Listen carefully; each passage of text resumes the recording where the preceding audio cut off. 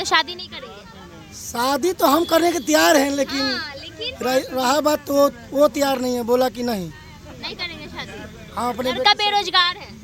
हाँ लड़का बेरोजगार बोला कि शादी होने वाली है सप्ताह दिन बाद। कब? सप्ताह दिन बाद। और आप यहाँ धरना पे और बैठे मैं हो? यहाँ धारणा में हूँ। मतलब यहाँ आप धरना पे बैठे, वहाँ उनकी विदाई हो हाँ जाएगी। मतलब वहाँ भी रहते तो रोते, यहाँ भी यहाँ तो दोनों जगह बैठ के रोना ही हाँ, है। दोनों जगह पकड़े हो।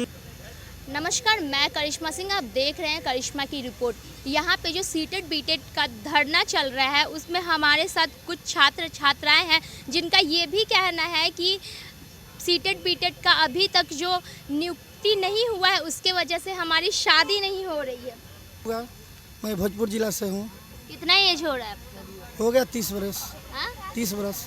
अगुआ भाग जा रहा है। अगुआ आया था, लेकिन हम बोले कि सीटेड बीटेड पास हूँ, तो बोला कि नहीं, नौकरी होगा तब। नौकरी होगा तब शादी करेंगे? हाँ नहीं तो शादी नहीं करेंगे। शादी तो हम करने के तैयार हैं, लेकिन लेकिन रहा बात तो वो तैयार नहीं है, बोला कि नहीं करेंगे शादी। हाँ अपने लड़का बेरोजगार है।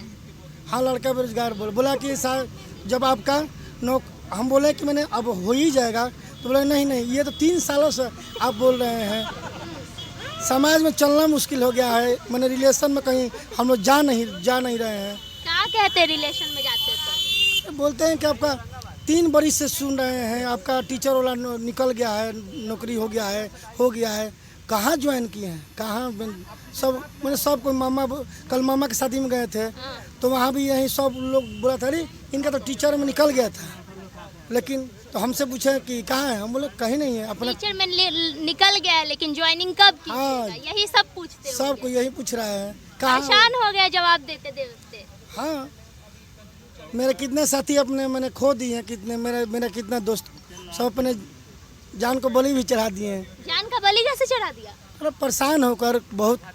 हाँ आत्महत्या भी कर लिया है। मेरे कॉलेज का दोस्त है प्रमोद कुमार, वो आत्महत्या कर लिया बेचारा। अब बताइए सर, क्या नाम हुआ आपका? मोहम्मद कलीम अख्तर, मोतिहारी से हम लोग बोल रहे हैं। ये शिक्षा मंत्री जो है ना, ये हम सब अभ्यर्थियों को एकदम झूठा साबित कर दिए हैं।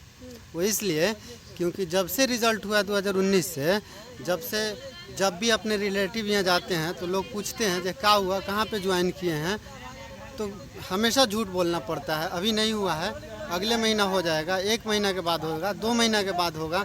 इस तरह करते करते अब लोग हमें झूठा मान रहे हैं जी। बहुत बड़ा रिलेटिव ये भी बोलते होंगे क्या झूठ बोलता है, पास हो गया, ज्वाइनिंग होवे नहीं किया है। हाँ, सब लोग हमें झूठा समझ लिए हैं। ये समझ रहे हैं, सरकार की कमी को नहीं समझ रहे हैं। वो लोग हम लोगों को झूठा समझ रहे हैं, ये झूठा है, ये झूठ बोल रहा है, ये सीटेट वगैरह पास नहीं है, ये एलिजिबल नहीं है नौकरी के लिए। अगर होता तो ये तो स्कूल में रहता। तो इस सरकार में हमें ये नहीं समझ में आ रही है कि योग्यता वाले लोग बेरोजगार हैं और बेयोग्यता वाले लोग अयोग्यता वाले, यानी जो भी योग्यता वाले हैं वो भी बेरोजगार हैं और योग्यता वाले हैं वो भी रोजगार हैं। यानी कि तो शिक्षा मंत्री जो है ना, बिहार के शिक्षक को गर्त में ढकेल दिया है और हम सभी योग्य शिक्षक को सड़क पर ढकेल दिया है। और पेरेंट्स कहते हैं कि सरकारी स्कूल में पढ़ाई नहीं होता है। पेरेंट्स बीमार है, हम लोग बेरोजगार हैं। कहाँ से पढ़ाई होगा? आप लोग यहाँ धरना दीजिएगा तो पढ़ाई होगा। क्या करें, मजबूरी है धरना देना हम लोग को। हम लोग को 3 सालों से टाल बिटाल किया जा रहा है, जबकि शिक्षा ऐसा चीज है कि बिना ब्रेक के, बिना भाड़ा के शहर से लेकर गांव तक, गांव से लेकर जंगल तक के बच्चों को पहुंचना चाहिए, लेकिन ऐसा गुणवत्तापूर्ण शिक्षा नहीं पहुंच रहा। स्कूल में शिक्षा की नहीं तो कहाँ से पहुंचेगा? क्या नाम हुआ आपका? जी मेरा नाम राहुल कुमार है। मैं कविता सुनाइएगा। जी मैं बक्सर डिस्ट्रिक्ट से हूँ और कवि देवी प्रसाद मिश्र का लिखा हुआ एक बेरोजगार पर कविता है, वो मैं सुनाना चाहता हूँ। चलिए सुनाइए। हमारे हालात को बयां करता है। बेरोजगार पर लिखा हुआ है, यह सवाल उसे शर्मिंदा कर देता है, यह सवाल उसे शर्मिंदा कर देता है कि क्या कर रहा है वो आजकल। वह डकैती नहीं डालता, वह तस्करी नहीं करता, वह हत्याएं नहीं करता, वह फरेबी वादे नहीं करता, क्योंकि ये तो सरकार की काम है फरेबी वादे करना, तो वह हम लोग जैसे बेरोजगार लोग फरेबी वादे भी नहीं करते हैं।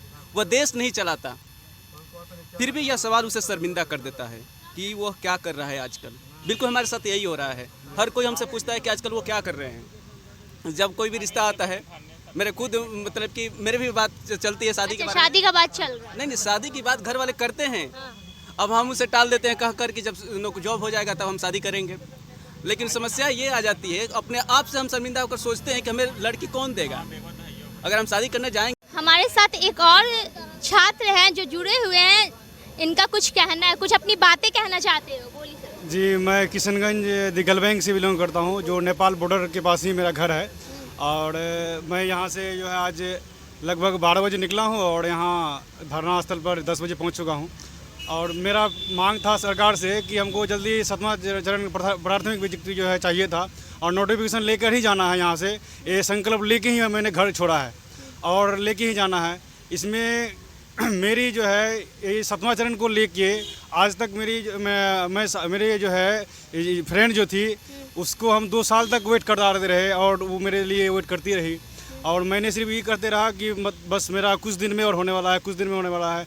कभी सुनने में आया फरवरी में नोटिफिकेशन निकलने वाली है, कभी मार्च में, कभी फर्स्ट वीक में, कभी लास्ट वीक में। ऐसे करते करते जो है बहुत दिन हो गया और आज तक अब ऐसा लग रहा है कि मैंने सबको लग रहा है कि मैं झूठ ही बोल रहा हूँ सब कुछ। और जब भी मैं यदि कभी गाँव जाता हूँ, मैं घर में रहता नहीं हूँ, रहता हूँ पूर्णिया में, तो जब भी मैं गाँव जाता हूँ तो यदि कोई आदमी पूछते हैं कि अरे क्या हुआ, इतना दिन से क्या कर रहा है, तुम्हारा सुनने में आया तुम्हारा टीचर वाला हो चुका है, क्या नोटिफिकेशन आया नहीं आया, हम बोल रहे हैं कि नहीं होने वाला है। और यही होने वाला बोलते बोलते थक गए और अब तो गांव का सभी आदमी हमको फेंकू करने लगे हैं कि वो सिर्फ फेंकू कहते हैं। हाँ, मतलब फेंकने लगा है, मतलब वो कुछ होने वाला नहीं है। फ्रेंड भी छोड़ दी।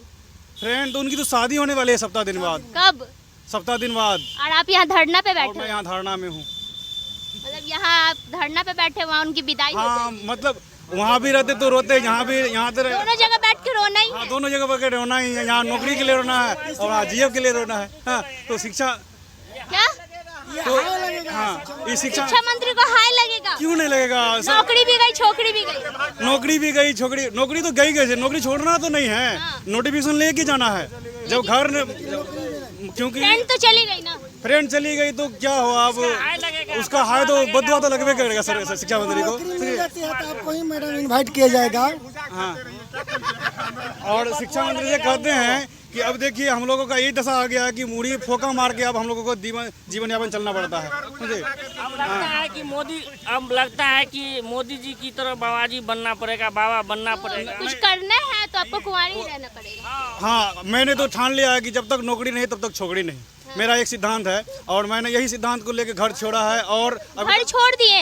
हाँ, घर छोड़ा हुआ है मैंने। अभी तक लगभग 3 साल से घर छोड़ा हुआ है। 3 साल से रिश्तेदार पूछते होंगे। हाँ, रिश्तेदार आपके पापा से कहते बेटा पास हो गया, कहिए नौकरी लगता हुआ। हाँ, पापा सिर्फ यही कहते हैं कि नहीं, वो मेरा बेटा जो है कुछ घर से जो निकला है तो कुछ करके ही आएगा, वैसे वो आने वाला नहीं है, कि वो जिद्दी है और जो काम को पकड़ता है उसको छोड़ता नहीं है।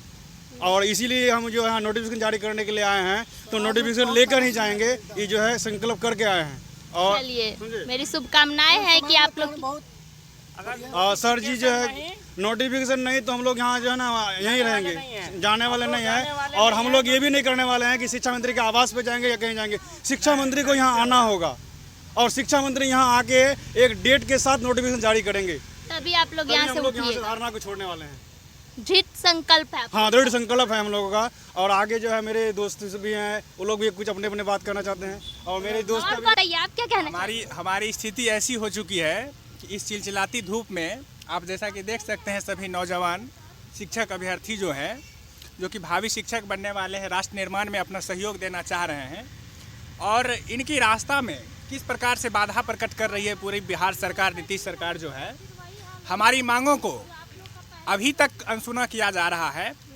इसके बाद हम सब मिलकर के ने एक संगठन बनाया और हम लोगों ने आज इस संगठन को आगे बढ़ाते हुए आंदोलन का रूप लिया है। मेरा नीतीश सरकार से यही कहना है कि हम सभी लोगों का जो मांग है नोटिफिकेशन 7वां चरण का जारी करने का, 1 to 8 प्राथमिक जो शिक्षक बहाली होना है, आप जल्द से जल्द जारी करें। क्योंकि अब बर्दाश्त होने वाली बात नहीं है। हम लोगों में वह क्षमता नहीं रह गया है कि हम लोग अब और भी बर्दाश्त करें, क्योंकि बहुत दिनों से इंतजार किया जा रहा है। आप अपनी नीति को देखिए नीतीश बाबू, आप अपनी नीति को देखिए कि आप 6ठा चरण का बहाली प्रक्रिया जो किए हैं पूरे 3 साल में अभी तक ठीक ढंग से पूर्ण नहीं हो पाया है और रिक्तियाँ अभी भी हैं। फिर भी आपने अभी तक नहीं कर पाया है। कहाँ आप में कमियां हैं? कमियां को दूर करते हुए आपको जवाब देना पड़ेगा, आपको हिसाब देना पड़ेगा। हम सब ऐसे नहीं रहेंगे। कब तक बेरोजगारों की तरह घूम